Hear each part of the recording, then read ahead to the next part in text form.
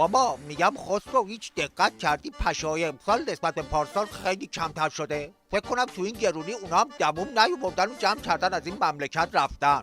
بعید نیست آقا جون.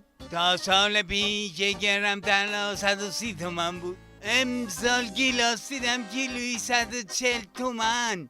دیگه خونی تو بدنمون باقی نمونده آقا جون که پشه ها به قانون بخورن. پشه ها رو پشت بوم میخورن؟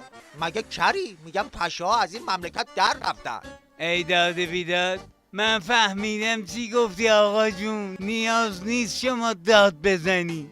گفتم گیلاس شده 140,000 تومن. یعنی امسال گیلاس هم نمیتونیم بخوریم دایی؟ دایی الان حساب بانکی من جوریه که اگه رمزشو تو تلویزیونم بگم برام مهم نیست، چون پاکه. از کیف پولم هم نپرس که از همین الان عمیقا شرمنده دزدی میشم که یه روز جیبم رو بزنه. شو کارتون زده.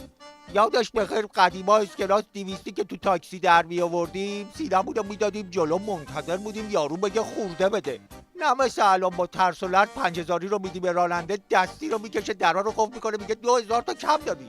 آقا جون ما توی این مملکت اونقدر فشار کشیدیم که دیگه فشار شب اول قبر ماساژ محسوب میشه برامون.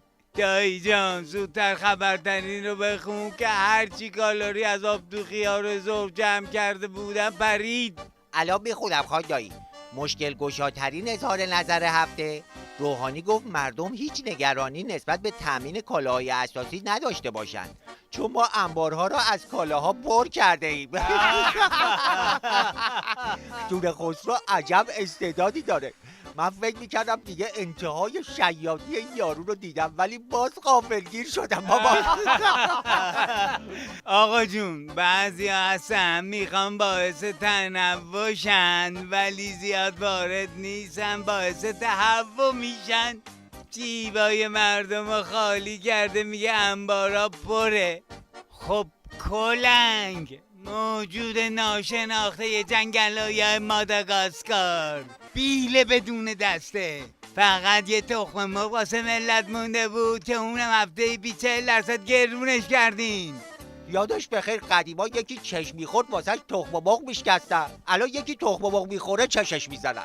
کامبی جان بریم که اگه این موجوداتو مثل تخم مرغ نریزیم تو مایتاب سرخ نکنیم، فردا مجبور میشیم یه تیکه بال مرغ رو با نخ ببندیم مثل چای لیپتون بکنیم تو برنج بگیم داریم چلو مرغ میزنیم.